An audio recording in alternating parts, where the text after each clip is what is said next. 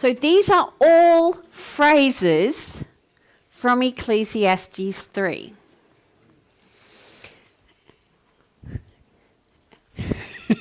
I don't know which one you got, but I'm looking forward to knowing. I'm just liking the look of Niven's face back there. Okay, so everybody should have had one of the phrases from Ecclesiastes 3. I want you to stand up or wave your hand around the air if it is something that you like and that you really look forward to. Okay, tell me what it is. Time of peace. A time of peace. Oh, sounds great. Come on, there's got to be more that are good than that. Okay, come on, stand up for me if you can. Time of dancing.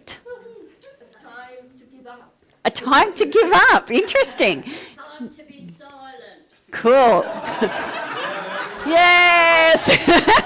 No, Ivy, we don't want you to be silent, but that's cool. Nevin, what have you got?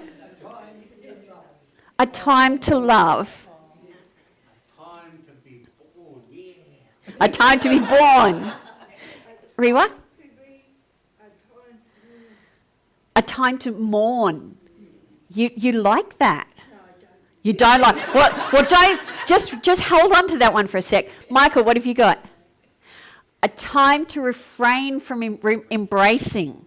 So stop embracing, stop cuddling.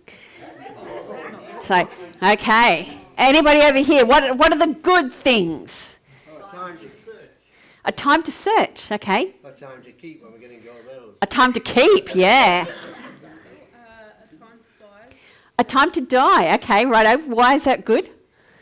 Well, in one meaning, when you're still alive and you die, that makes more room for Jesus to work Mm-hmm. and His Holy Spirit. And then when you physically die, then you get everything. You get God and We get to go to heaven. And yep, okay, righto. Graham? A time to set the stones. Or to scatter the stones, to pull them apart and to throw them. Yes, Anne? Time to throw away. Anne, you're not downsizing at all at the moment, are you? You're pretty good at that one. Andy? A time to be honest. Honoured. Honoured. I was going to say, I don't remember being honest. A time to tear down. Okay, are there any in there that people have got and went, oh, you know, at this time of life, I actually don't like this one. Now, Rewa, let's start with you, because a time to mourn would have to be one of those ones, isn't it?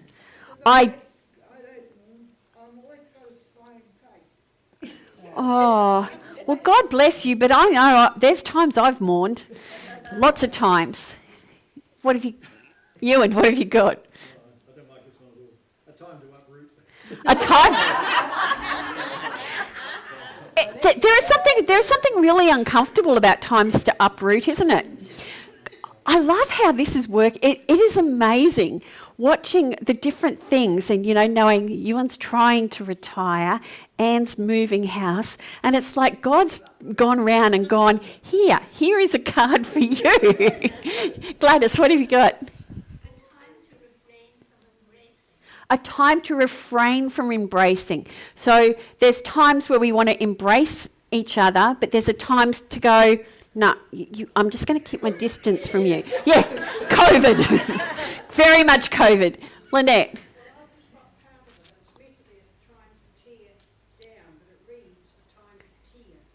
Okay, your down has disappeared. It went down.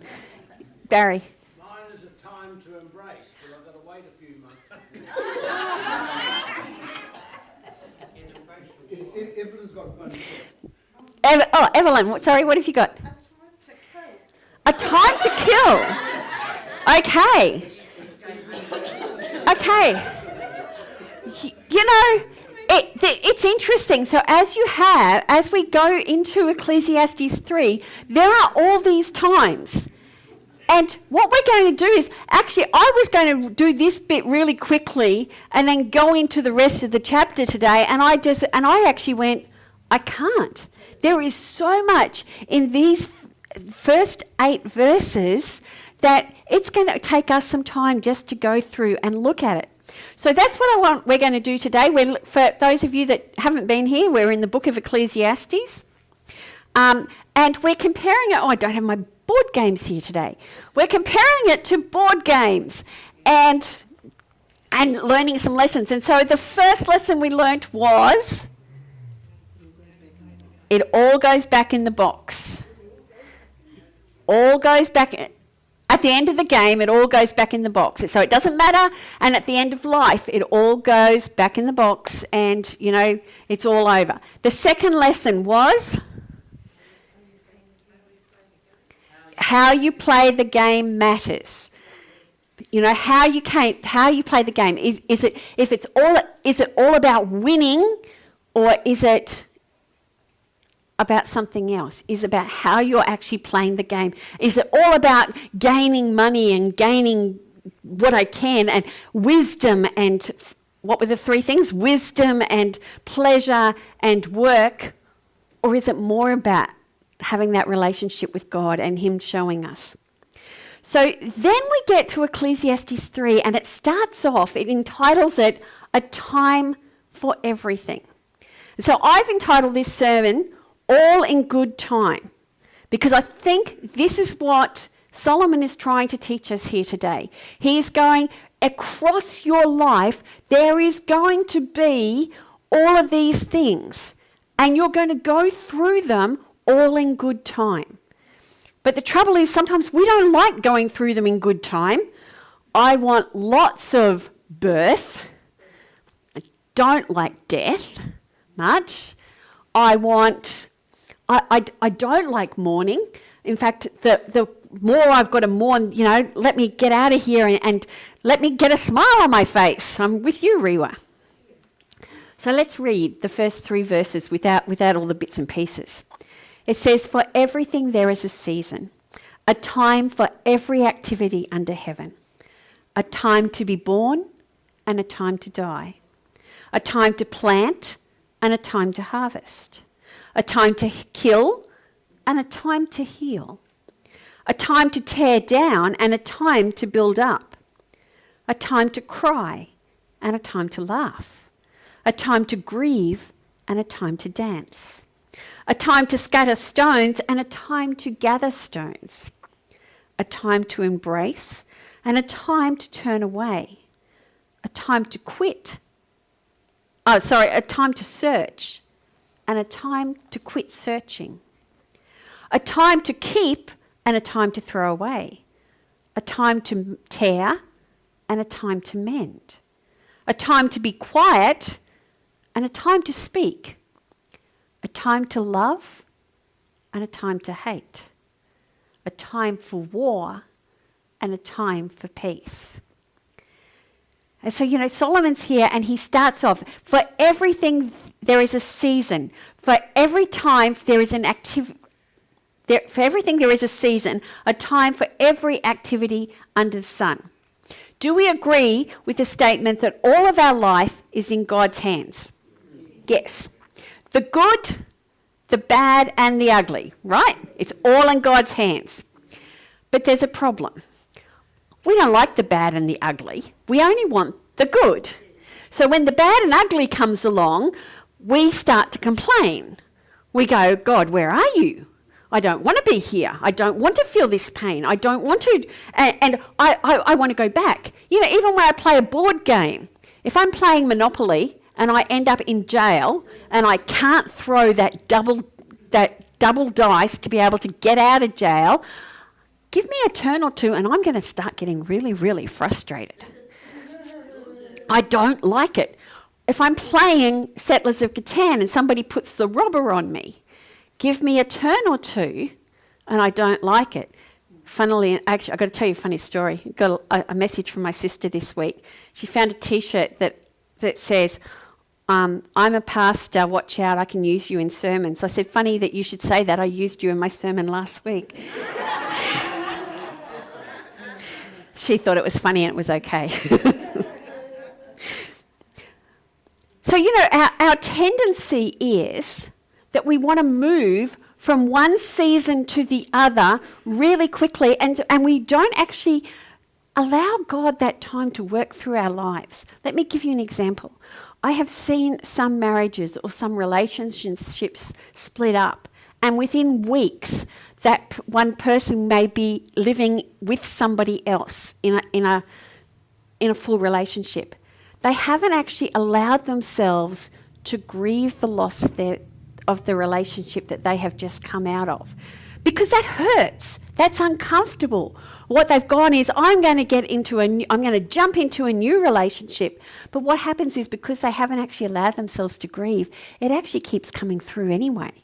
And so it doesn't really work.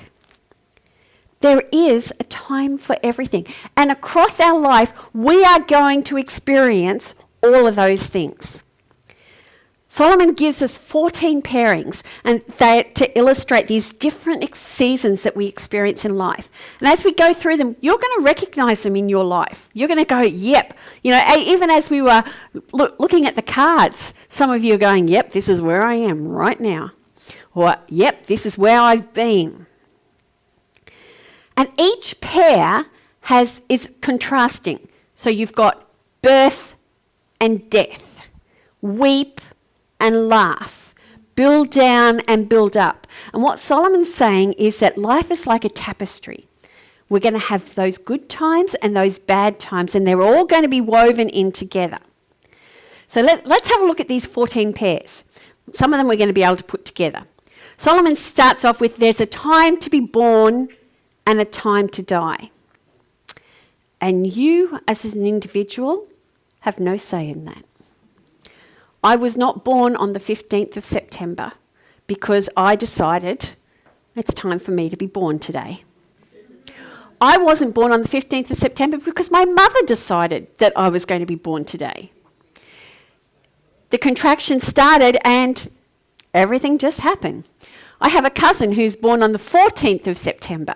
She's 16 years younger than I am.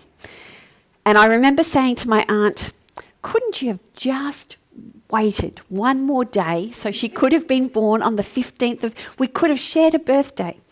She told me that she didn't agree with that thought and I had to get over it. You know, likewise, we don't get to say, God, today I'm going to die, unless we commit suicide. God is the one that decides. And you know,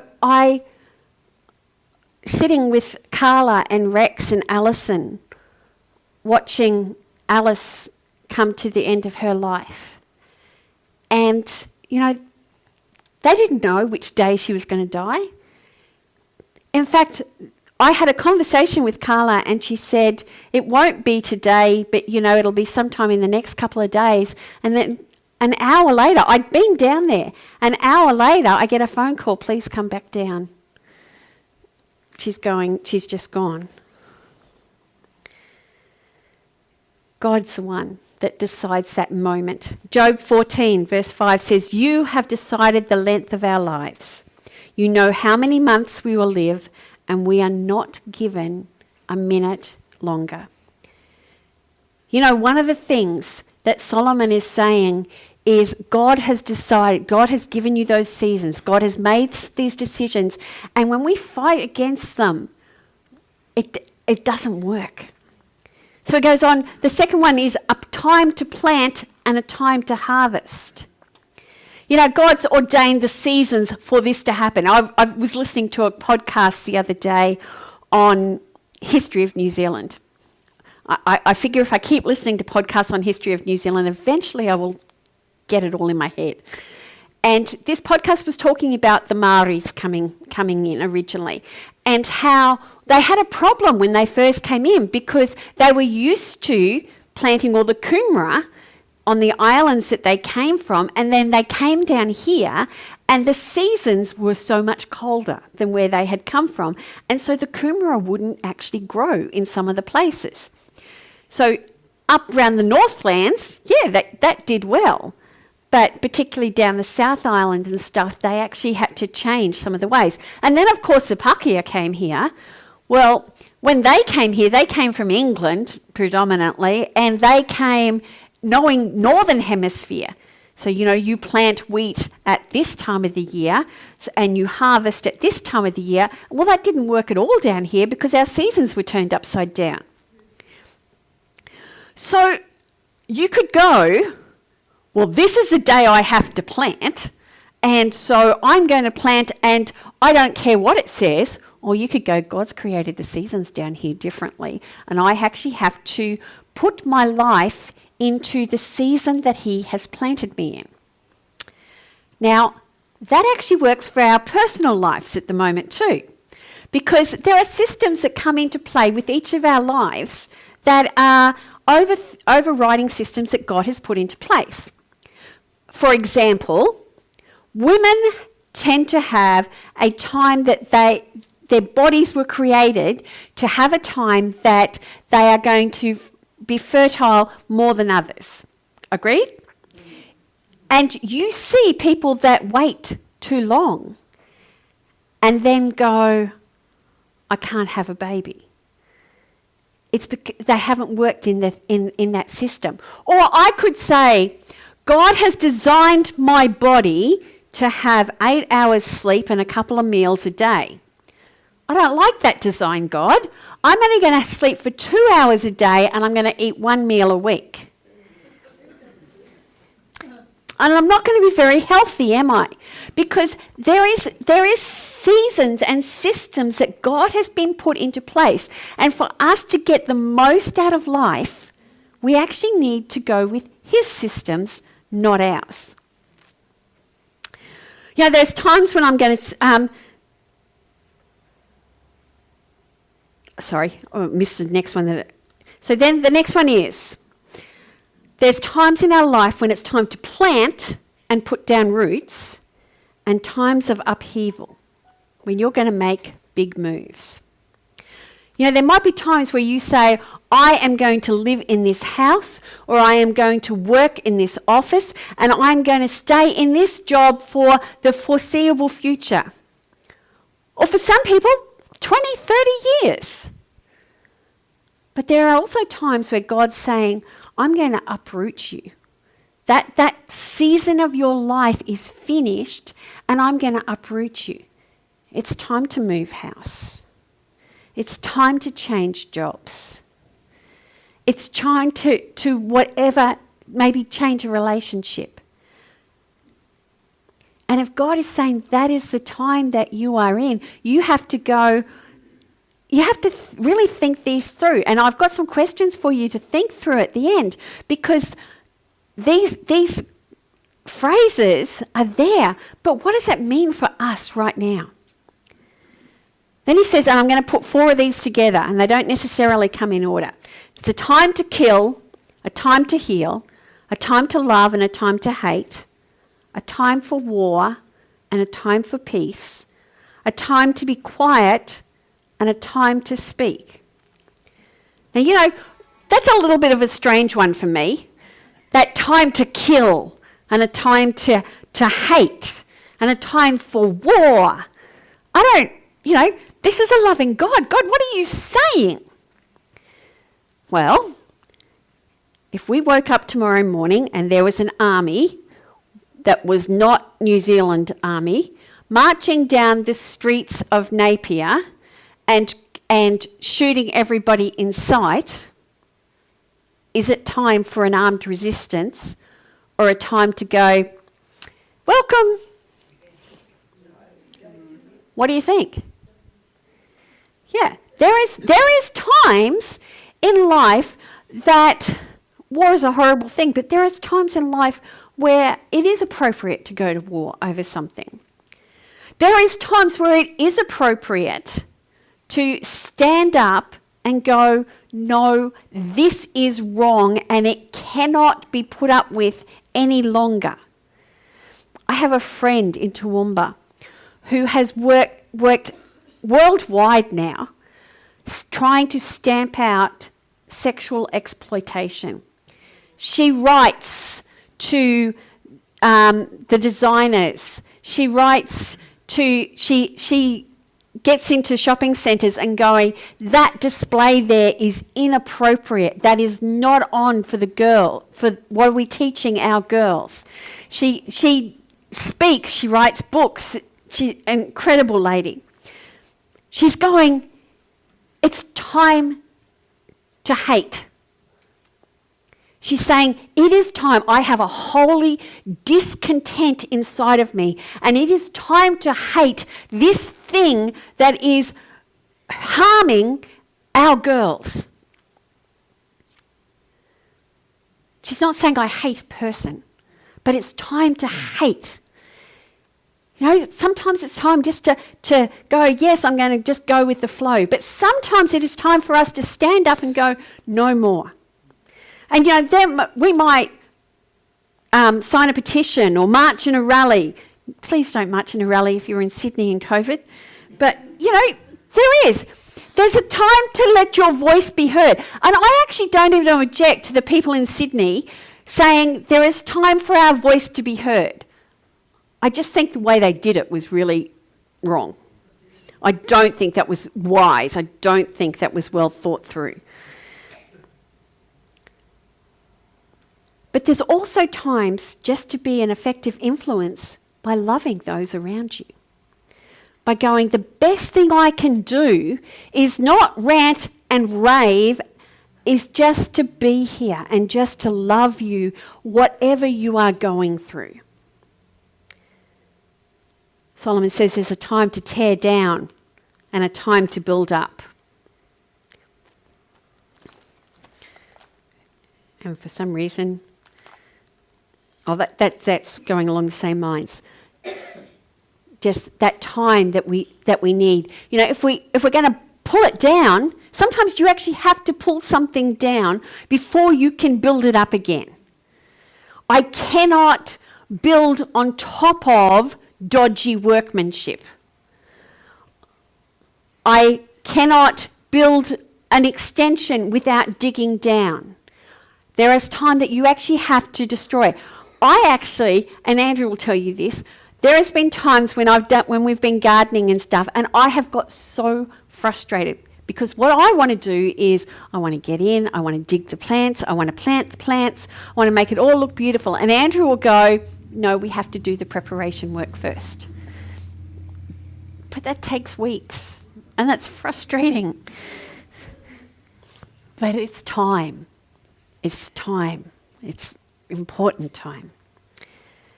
Solomon says there's a time to laugh and a time to cry, a time to grieve and a time to dance. And again, you have this tapestry of emotions going through here that, you know, we've got weeping and we've got laughing and we've got mourning and we've got celebrating. And again, sometimes we want that life with no pain. And Solomon goes, no, life's not like that. Life has both of these things.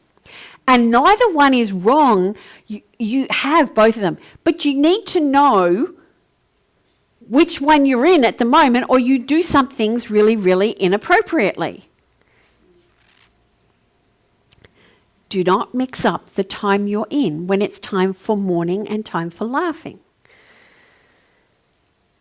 I remember as a kid going to my great-grandmother's funeral, actually, and we drove down from Toowoomba to Brisbane for this funeral. It was the first funeral I'd ever been to, so I had really no idea what was going on, but Mum and Dad had decided that we were all old enough to go. And I must have been maybe 10. And as we're getting towards there, this part of Brisbane has hills like this.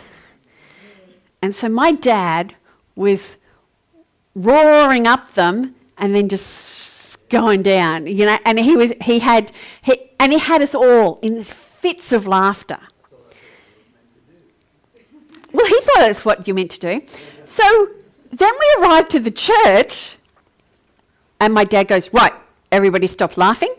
You have to be serious now. We did, only because I don't know why, but we did. But, you know, you don't want to mix them up. It would not have been appropriate for us all to have walked into that funeral laughing our heads off. Not good. Solomon says there's a time to scatter stones and a time to gather stones. Oh, sorry, there's something else that I wanted to say about the grief, and this is really important. Nobody in life gets through life without grief, not even Jesus. Isaiah 53:3 says that Jesus was a man of sorrows, acquainted with the deepest grief. If that is true for Jesus, then it's going to be true for each one of us too. A time to embrace and a time to turn away. A time to search and a time to quit searching. Solomon says there is a time to embrace and a time to turn away. A time to search, a time to quit searching. There are times in your life that you have to assess whether something in your life is worth holding on to, or whether it's time to let it go and to turn away. And, that leads to really, really deep set questions. There is so much wisdom in this. I have that difficult friend that I've been friends with for ages, but that friendship actually adds a whole heap of hurt and pain onto me constantly. Solomon goes, is that time to embrace it and to keep going? Or is that time to go, no, I can't do this anymore? I actually had to make that decision when I was in my burnout. And it's not that I stopped, but I actually had to decide that for that period of time, there was one person that I just had to distance myself from a little bit for my own mental health. And it was really hard, but that was what I needed to do at that time. That job that you hate, do you keep striving to make it better? Or is it time to turn away and look for a different job? That perfect house that we're searching for. Is it time to keep searching? No, that one, I don't like the kitchen of that one. Or, no, I don't like the bathroom in that one. And you keep searching and searching for that house. Do I keep searching to find the perfect house? Or do I go, no, it's time to quit searching and make my life in this house, and this will be good enough? And it's always hard because, do you know, I always find that when we're buying a house, but something might come on the market next week that I like better. Solomon goes, there is a time to search and a time to quit searching. And sometimes the answer is keep embracing, keep searching. And other times the answer is, okay, you've tried it. And now it is okay to turn away. So I've got some really practical questions for us to consider. Now, I've actually put them in your river this week so that you can actually have a look at them, take them home. My recommendation is this. These would be, if you are married, these would be great questions to talk to your spouse about, or talk to someone about. So here are the questions. No, before we go to the questions, I've missed one, sorry. The last one is a time to keep and a time to throw away, a time to tear and a time to mend. And I've got this. Sometimes decisions are easy, but other times they're very difficult. What are the standards and the values that we learnt as a child that need to be kept? And what needs to be thrown away?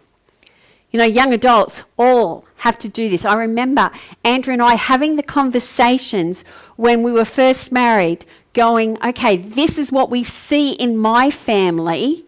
What is it that we want to keep and bring into our new family? What is it from his family we want to keep? What is it that we don't want that our parents had?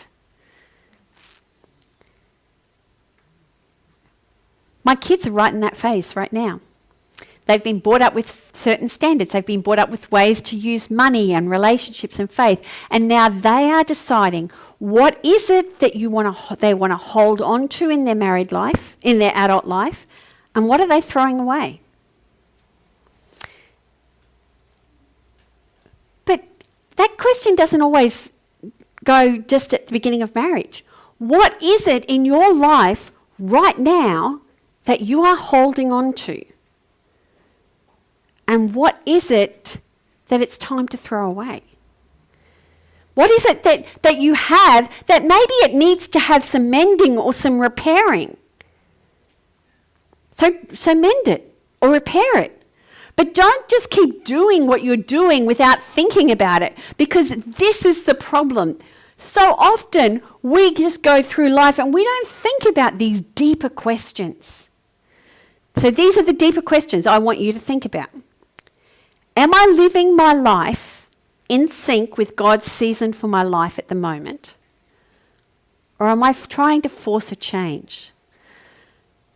Am I trying to go, no, God, I don't like that season of life that you've put me in, so I refuse to grow old. You all laugh, but have you never met somebody that says exactly that? Is there an area in your life where you need to stand up and to be heard? Is there an area in your life that you need to learn to be silent about?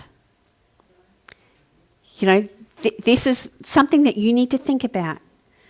What are you tearing down or building up in your life at the moment? And is there anything in your life that you need to embrace and refuse to give up on? Or is there anything in your life that you need to let go of and go, the time has come for me to let go of that? Now, I could have written a whole heap of other questions. Go through those and think, how do these things apply to my life? And I'm not going to give you time to do it in the service today, because this is something that is deeply personal. But I am going to really encourage you to go and talk to somebody about it. And I think that for those that are married, to talk to a spouse, you know, what is it in our relationship that we need to give up? What is it that we need to build up? And if you're all thinking, man, that could be a bit scary, so am I. But I think it will be good for us. Let's pray. Lord, I thank you that Solomon wrote such wise words. I thank you that you have given life, a life that is full of black and white and all shades of grey in between, full of joy, full of laughter, but full of sorrow as well. I thank you, Lord, that you have ordained the seasons and where everything occurs. And Lord, I'm sorry that sometimes I do stomp my feet and go, but I don't like this bit, God. Lord, help us to learn to sit in the season of life that you have placed us in at this time. Help us to be willing to challenge ourselves and to think through what this all means for us. Are there things that we need to let go of? Are there things that we need to embrace? Are there things that I need to love, things that I need to hate? All those things, God. Help us to go through them in our own personal lives with the guidance of your Holy Spirit, Lord. Amen.